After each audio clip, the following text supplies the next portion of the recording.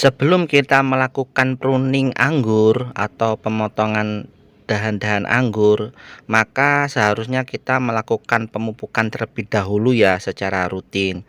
Minimal seminggu sekali kita berikan pupuk NPK 1 sendok, 2 sendok sampai 3 sendok tergantung besarnya ukuran pot atau besarnya tanaman kita. Setiap minggu kita kasih pupuk. Kemudian kita ulangi selama 3 sampai 4 kali ya. Jadi sampai 3 minggu sampai 4 minggu kita kasih pupuk NPK rutin. Setelah nanti 3 kali atau 4 kali baru bisa kita melakukan pruning ya. Tujuannya kita beri pupuk secara rutin ini agar tanaman sudah mempunyai energi ya atau cadangan makanan di batang dan dahan, sehingga saat dipotong dan akan pecah tumbuh tunas baru, tunasnya begitu subur, punya energi untuk bisa menumbuhkan tunas-tunas yang ada di ranting-ranting pohon anggur. Seperti itulah tujuannya. Jadi harus kita treatment dengan pupuk terlebih dahulu ya sebelum kita pruning. Pruning baik kita lakukan saat musim panas seperti ini ya, kalau kita tidak mempunyai naungan atap UV. Ini tanaman anggur kita yang kiri ini rusak terkena air hujan. Jadi memang air hujan itu sangat merusak tanaman anggur ya. Dahannya busuk, daunnya busuk, dan lain sebagainya. Akarnya busuk dan bisa menyebabkan kematian pada tanaman anggur. Jadi perlu kita lakukan pruning atau pemangkasan total pada saat setelah memasuki musim kemarau seperti ini. Jadi saat musim hujan, kalau tidak ada atapnya dilarang melakukan pruning ataupun putus pucuk. Jadi kalau pruning itu pemangkasan total ya, pemangkasan pada dahan tua.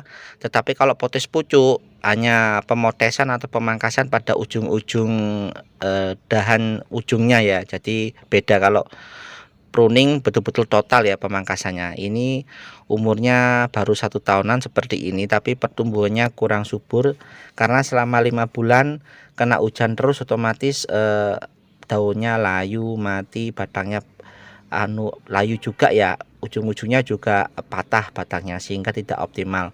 Saat mau pembuahan pun daunnya atau bunganya banyak yang rontok sehingga tidak akan jadi buah, karena pada saat bentuk bunga saja sudah pada rontok kena air hujan. Jadi kalau tidak ada atap UV-nya sangat riskan ya menanam anggur. Sudah dipastikan banyak gagalnya pada saat musim hujan.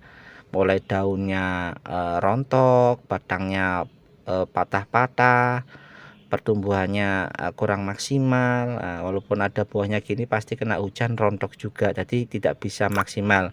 Jadi kalau tidak ada atap UV-nya bisa dipastikan hanya panen buah anggur pada saat kemarau saja. Tapi kalau ada atap UV-nya otomatis bisa panen setahun penuh ya, atau 3 kali lah, seperti itulah.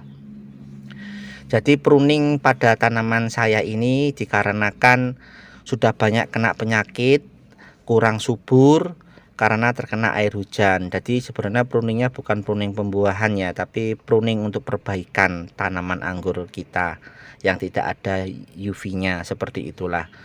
Jadi kalau tidak ada atap UV sangat banyak negatifnya ya, banyak pekerjaannya.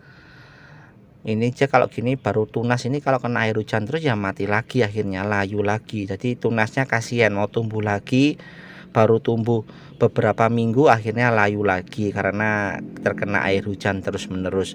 Jangankan yang tunas muda, yang daun-daun tua aja, batang-batang tua aja kena air hujan bisa lapuk ya, bisa mati, seperti itulah. Jadi kalau tidak ada atap UV-nya jangan sekali-kali melakukan pruning di waktu musim hujan. Saya jamin tanaman Anda bisa mati. Wong ada daunnya besar-besar aja bisa mati, bisa sekarat, apalagi kalau di pruning malah nggak ada daunnya, nanti kena hujan malah rentan mati total, seperti itulah. Jadi nggak bisa tumbuh ya, walaupun keluar tunas baru pasti akan mati lagi ya, seperti ini layu karena kena air hujan terus menerus, seperti itulah. Ini mumpung sudah mau memasuki musim panas, ya tidak apa-apa kalau kita mulai pruning saat ini, seperti itulah. Tapi usahakan memang benar-benar sudah panas ya, agar nanti kalau habis di pruning keluar tunas-tunas baru di setiap rantingnya, maka tunas-tunas barunya tidak mati, layu terkena air hujan. Nah, ini kayak gini ya, sekarat semua. Beda yang ada di atap gini, di bawah atap masih hijau, tapi kalau sudah langsung terkena air hujan seperti ini, kebanyakan tanaman anggur mati. Daunnya kecil-kecil seperti ini, terkena banyak penyakit. Pokoknya nggak subur lah, nggak hijau. Lah beda kan yang kena naungan atap, nah beda banget dari warnanya, dari bentuknya, tekstur kemulusan dan lain sebagainya. Seperti itulah. Banyak masalahnya kalau kita nanam anggur tidak ada atap UV-nya. Jadi wajib ya kalau kita mau menanam anggur itu ada atapnya, wajib itu. Biar kita nggak susah saat perawatan dan hasilnya bisa maksimal. Kalau enggak ya seperti ini, sekarat, hidup enggan mati tak mau. Nah, ini pun batangnya kadang kalau dibelah rata-rata sudah lapuk sebagian ya. Jadi mengkayu, jadi mati sebagian. Jadi pantesan ranting-rantingnya tidak bisa subur, daun-daunnya tidak bisa subur karena batang utama yang primer saja banyak yang lapuk di dalamnya. Kalau kita potong seperti itulah, bisa Anda buktikan sendiri. Bahkan yang ujung-ujung gini sudah saya pastikan layu total ya, sudah kering-kering, cocok untuk kayu bakar yang kering-kering seperti itu. Jadi wajib kita kasih UV ya, kalau enggak ya seperti ini. Setiap mau musim kemarau kita pruning total itu pun banyak yang mati, baik mati total, mati sebagian atau sekarat, karena sebagian batangnya di dalamnya ada yang sudah lapuk dan lain sebagainya. Jadi nggak bisa optimal ya. Ini yang di bawah atap ya masih seger gini. Ini kan ada atapnya, atap UV ya, masih lumayan seger. Nggak seperti yang tadi terbuka lah, itu bedanya ya. Penting banget menanam anggur ada naungannya. Jadi jangan coba-coba kalau menatap anggur di halaman terbuka, sudah saya jamin akan mati, perawatan akan banyak dan hasilnya kurang maksimal. Nah, beda banget toh dengan yang tadi. Seperti itulah, wajib pakai atap ya, biar kita nggak susah dalam merawat anggur. Kalau kalau kita nggak tanpa atap, maka akan mati. Nanti pun kalau batangnya mau buat kita entres ya, entresnya kurang bagus karena tumbuhannya aja sakit-sakitan, tumbuhannya sekarat. Kan nggak mungkin kita pakai benih untuk entres batang-batang yang layu sekarat, kan nggak mungkin. Mau kita buat setek pun batangnya sudah kena banyak penyakit, sudah layu, sudah lapuk tuh, nanti hasilnya nggak bagus.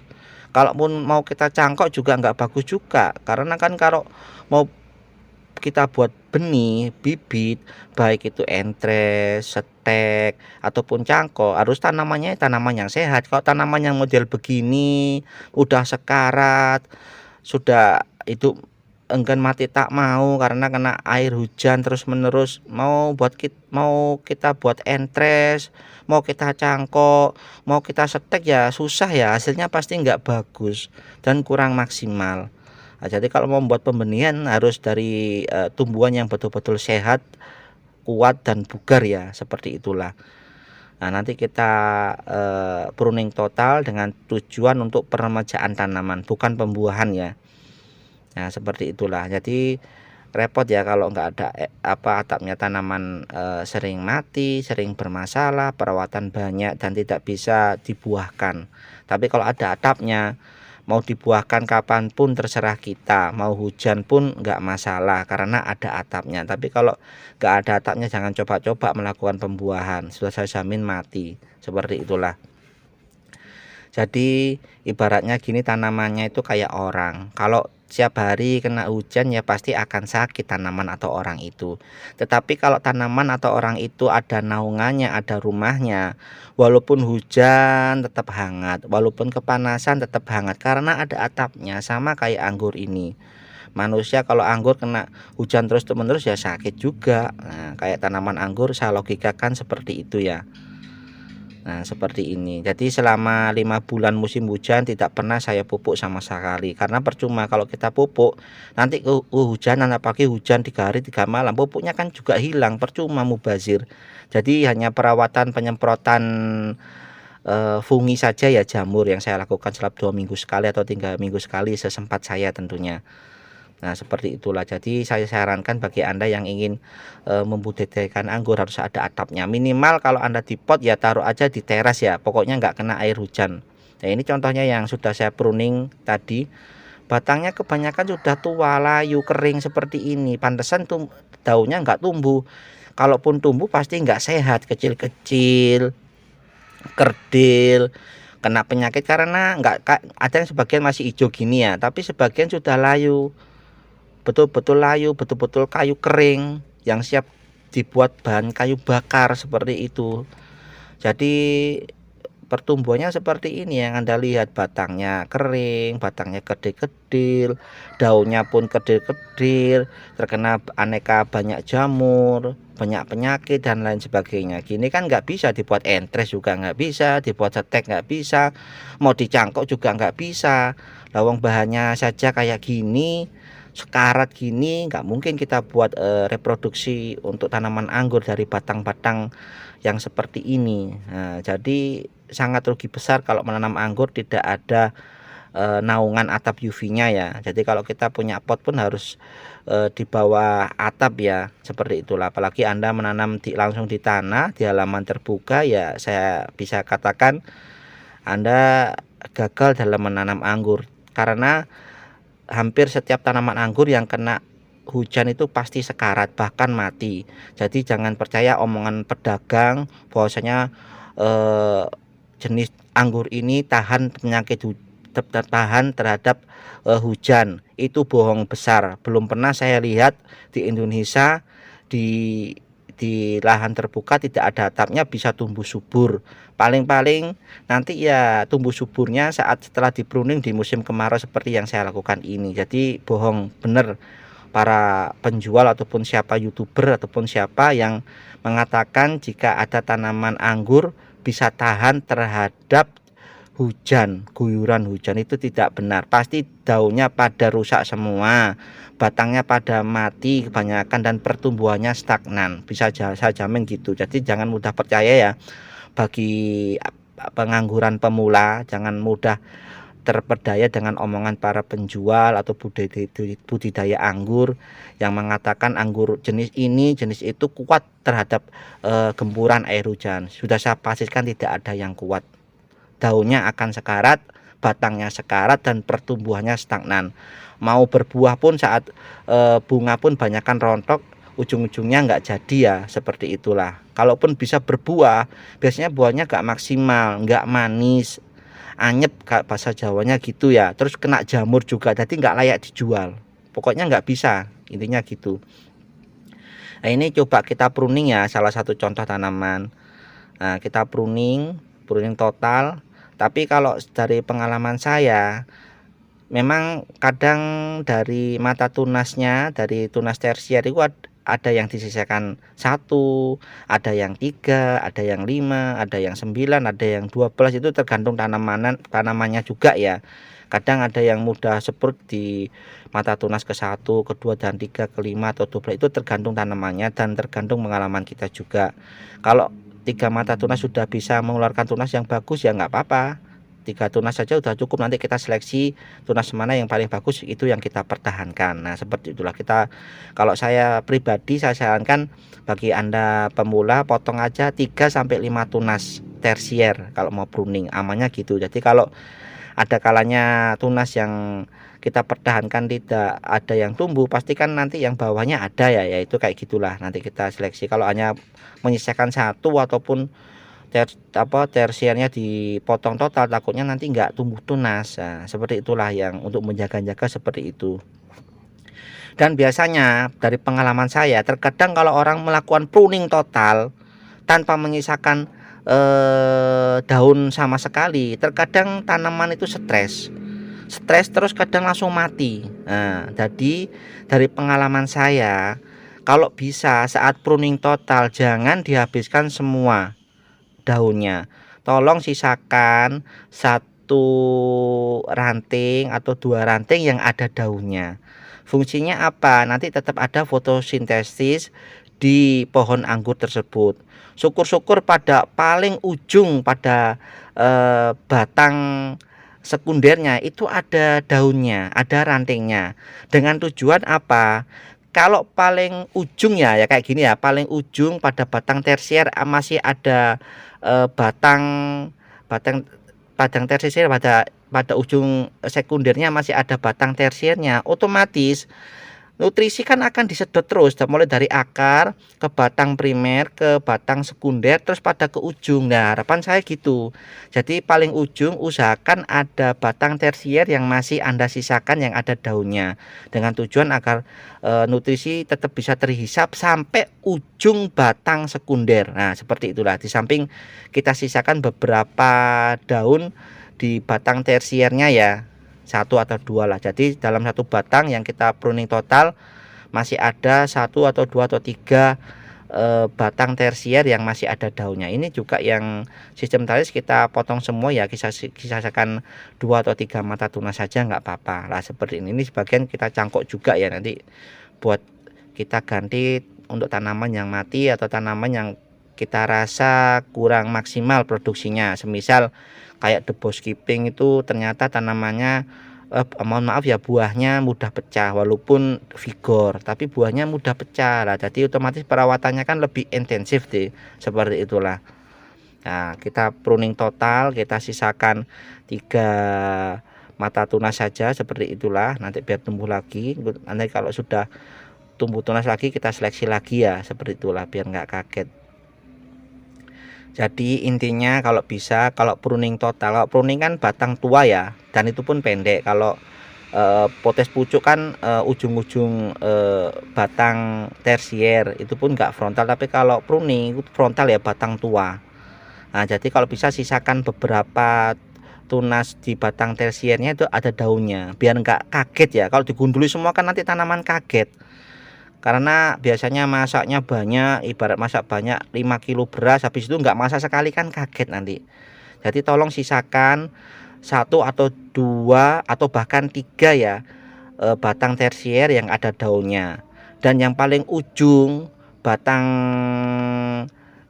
sekundernya ada tunas tersier yang kita sisakan dengan tujuan agar nutrisi bisa sampai ke ujung tunas sekunder, seperti itulah. Kalau enggak nanti enggak ada yang menyerot, nah takutnya nanti mati batang-batang yang tidak dilalui aliran seperti itu. Apalagi kalau Anda pangkas total, tidak Anda sisakan daunnya sama sekali, takutnya stres nanti malah bisa mati total ya tanaman, kadang gitu. Jadi enggak semua yang pangkas total, pruning total itu berhasil ya, kadang itu hanya disampaikan yang saat berhasil, saat gagal kadang nggak disampaikan. Nah, nanti Anda bisa sharing pada teman-teman yang lainnya, apakah benar yang saya katakan ini, bahwasanya kalau pruning total tanpa daun itu bisa mengakibatkan daun shock, stres, terus mati ya, seperti itulah. Nah, jadi yang bawah-bawah juga kita bersihkan ya, biar rapi, biar tumbuhan yang di batang primer tidak ada tanaman sama sekali ya. Nah, seperti itulah kita bersihkan, karena waktu musim hujan tidak pernah saya rambut ya, seperti itulah saya biarkan tumbuh liar seperti itulah, dengan harapan tanpa pemotongan otomatis banyak daun yang masih bisa terselamatkan ya, karena banyak daun mati. Nah, ini kan juga mati seperti ini kan, sudah sama-sama setahun kehujanan, pertumbuhannya seperti ini, otomatis kita pangkas total aja dari bawah ya, biar nanti tumbuh lagi. Ini bukannya pruning lagi, ini adalah super pruning ya, karena betul-betul kita matikan dari batang primernya. Nah, ini saya potong aja dari bawahnya biar nanti harapan kita tumbuh lagi yang baru, karena sudah rusak bagian primer atas sampai sekunder dan tersiernya. Kalau enggak, kalau sudah mati gini, sama kalau mati ya kita ganti aja dengan bibit yang baru dari cangkokan, stek dan lain sebagainya. Nah, ini nanti kita potong. Pokoknya kita pruning total. Ini yang terkena, yang tidak terkena hujan kan subur, tapi nanti kita tetap pruning ya. Nah, ini kita potong semua ini. Yang ranting tersiernya yang tumbuh subur ini kita potong aja nggak apa-apa, nanti biar tumbuh lagi tunas baru dari tunas-tunas sekunder yang ada di batang utamanya ya, seperti itulah. Sengaja kita gunduli tapi tetap kita sisakan beberapa batang tersier yang ada daunnya, dengan tujuan agar tanaman anggur yang kita pruning total tidak shock karena tidak bisa memasak makanan. Nanti kalau sudah tumbuh tunas-tunas baru di batang tersier, oke lah, daun-daun yang awalnya kita sisakan bisa kita pruning total ataupun bisa kita pangkas total, seperti itulah. Nah, jadi memang butuh tenaga ekstra ya.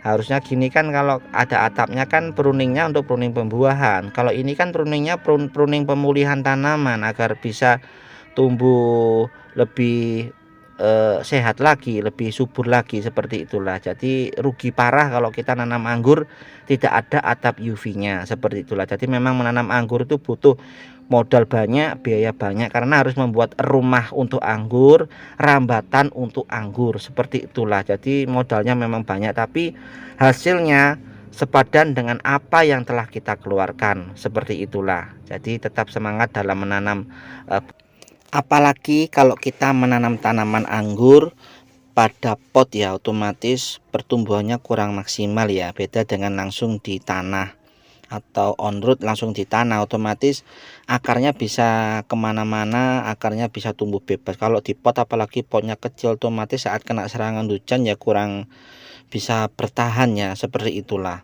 Jadi memang pertumbuhan jika kita menanam langsung di tanah, pertumbuhannya bisa 3 kali lebih cepat ya dibanding di pot, seperti itulah dari pengalaman saya. Karena kalau di pot juga kita harus memberi nutrisi makanan ya, karena ibarat di pot itu burung yang ada di sangkar, otomatis tiap hari harus kita kasih makan, kasih kita minum. Kalau nggak kita kasih makan, kita minum, ya mati ya burung itu. Tetapi kalau tanaman anggur yang langsung di tanah itu ibaratnya kayak burung yang ada di halaman bebas ya, dia nggak usah kita kasih makan minum, dia cari-cari makan sendiri dengan keahliannya, seperti itulah. Sama persis dengan tanaman anggur. Jadi saya sarankan kalau ada lahan ya langsung ditanam di tanah aja ya, biar pertumbuhannya cepat, akarnya bisa tumbuh bebas kemana-mana tanpa kita susah payah memberikan makanan kepada anggur tiap harinya, seperti itulah. Ya ini contoh yang sudah kita pruning juga lah, hasilnya seperti ini ya. Kita gundul total, cuma masih ada beberapa daun yang kita sisakan agar tidak stres tanamannya itu, utamanya di ujung batang sekundernya ya, biar nutrisi tetap bisa ditarik sampai ujung oleh daun itu. Nah ini contoh ya, ini contoh tanaman dubos kiping, ini lapuk seperti ini. Nah, pantas aja pertumbuhannya nggak bisa maksimal, dahannya keriting-keriting, daunnya keriput-keriput, karena batang primernya aja sudah lapuk, sebagian mengkayu seperti ini. Ini karena efek juga sering kehujanan terus, ibarat orang itu sekarat ya. Akhirnya kalau sekarat kan ya bisa bagian organ kita mati sebagian atau mati total, bahkan bisa nyawa kita hilang. Ini sih nyawanya nggak hilang, cuma kan sekarat. Bisa 60-70% sudah batangnya mati, batang utamanya mengkayu seperti ini, nggak hijau lagi.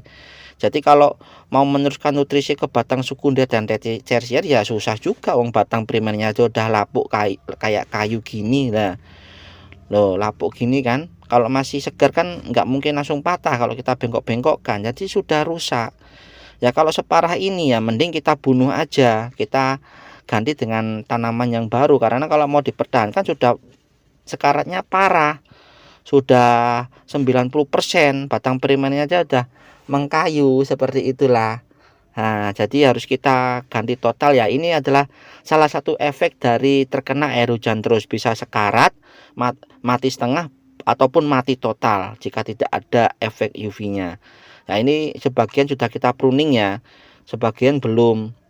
Nah, ini malah kita potong total ya. Nah, ini ada yang kita kurangi juga, sebagian belum. Maklum ya, ini hari puasa, tadi saya motong sebagian, beberapa tanaman aja sampahnya sudah sebegini banyak. Belum masih sisa lainnya, ini masih hitungannya masih 1/4 dari tanaman yang saya punya. Saya udah capek ya, jadi nanti saya lanjutkan. Ini hanya contoh aja, sampahnya sebegini banyak ya, membuat pekerjaan kita untuk pruning tanaman anggur kita yang terkena penyakit sekarat di musim penghujan. Jadi pruningnya bukan pruning pembuahan, tetapi untuk pruning perbaikan tanaman anggur. Ini pun untungannya masih bisa diselamatkan ya. Kalau nggak bisa selamatkan ya kayak dubus skipping tadi, harus kita bunuh, kita angkat, kita dongkel, dan kita ganti benih lainnya. Kalau enggak ya kayak tadi, kita potong primernya paling bawah dengan tujuan bisa tumbuh mulai tanaman awal lagi ya, seperti itulah. Nanti kalau mati juga ya terpaksa kita ganti dengan tanaman baru. Ya bisa kita ambil kesimpulan, kalau nanam anggur tidak ada atapnya, susahnya setengah mati, banyak pekerjaannya. Sekian, terima kasih.